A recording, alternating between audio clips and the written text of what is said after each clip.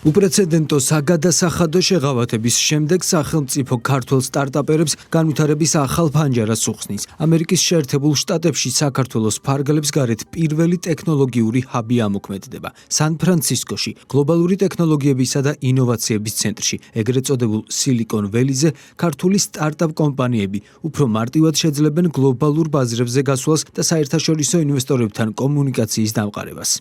ამერიკის შეერთებული შტატები და კერძოდ სილიკონის ველი ქართული ინოვაციური სტარტაპ ეკოსისტემის უმთავრესი პარტნიორია მისი შექმნის პირველივე დღიდან. როგორც იცით, აქ არის თავმოყრილი მსოფლიოს ვენჩურული კაპიტალის და ინტელექტუალური რესურსის აბსოლუტური უმრავლესობა, ამდენად ქალაქ სან-ფრანცისკოში საქართველოს ინოვაციური ჰაბის გახსნა უმნიშვნელოვანესი წინგადადგმული ნაბიჯი იქნება ქართული სტარტაპ ეკოსისტემის კიდევ უფრო გაძლიერებისთვის და შემდეგ ეტაპზე გადასაყვანად.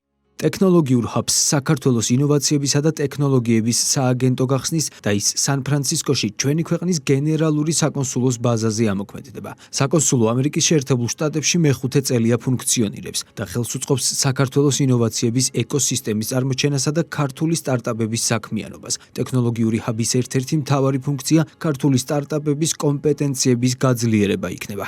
ეს არის უდაოდ კარგი გაგრძელება და თამდევი ნაბიჯი ჩვენი ქვეყნის ტექნოლოგიური განვითარების პოლიტიკის. აღნიშნული ინოვაციების ჰაბი საშუალებას მიცემს ყველა ჩვენ სტარტაპს, მეწარმეს, ინოვატორს წვდომა ჰქონდეს შესაბამის ინფორმაციასთან, იმ ტრენდებთან, რომელიც სილიკონ ველზე მიმდინარეობს. ტექნოლოგიური ჰაბის მეშვეობით საქართველოს შეძლებს საერთაშორისო არენაზე უკეთ მოახდინოს განვითარებული სტარტაპ ეკოსისტემის მქონე ქვეყნის პოზიციონირება. აღსანიშნავია, რომ საქართველოს ინოვაციების და ტექნოლოგიების სააგენტოს თანადაფინანსების გრანტების პროგრამის ფარგლებში 279 სტარტაპია დაფინანსებული, რომელთა შორის ახალგაზრდების წილი 43%-ია.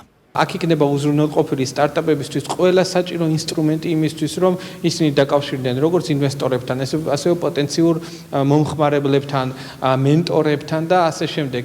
ჯიტა უზრუნველყოფს იქ ყველა ამ პროცესის უზრუნველყოფას თითოეული ინოვაციური სტარტაპისთვის.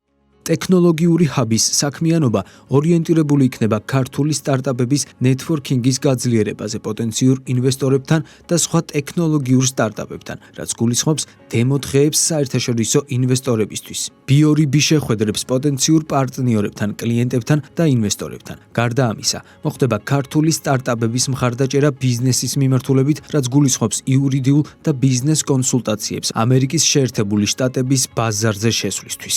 ერთ-ერთი ყველაზე მნიშვნელოვანი მოვლენა ჩვენთვის იქნება ეს, იმიტომ რომ ჩვენი სამიზნე ბაზარი არ არის რეგიონი და აღმოსავლეთ ბაზრები და ჩრდილოეთ ბაზრები, ჩვენი სამიზნე ბაზარი არის დასავლეთის ამერიკის ბაზარი კონკრეტულად და ამერიკის ბაზარს რაც უფრო დავუახლოვდებით, მით უკეთესი არის ჩვენთვის, იმიტომ რომ ჩვენ სწორება გვაქვს მაკეტ. სან-ფრანცისკოში ტექნოლოგიური ჰაბის გახსნის მიზნით საქართველოს ეკონომიკისა და მდგრადი განვითარების და საგარეო საქმეთა სამინისტროს შორის მემორანდუმი გაფორმდება. ქვეყნის ფარგლებს გარეთ ტექნოლოგიური ჰაბის გახსნა კი დაეხმარება ადგილობრივ სტარტაპებს საზღვარგარეთის ქვეყნებიდან უცხოური საინვესტიციო კაპიტალი მოიზიდონ.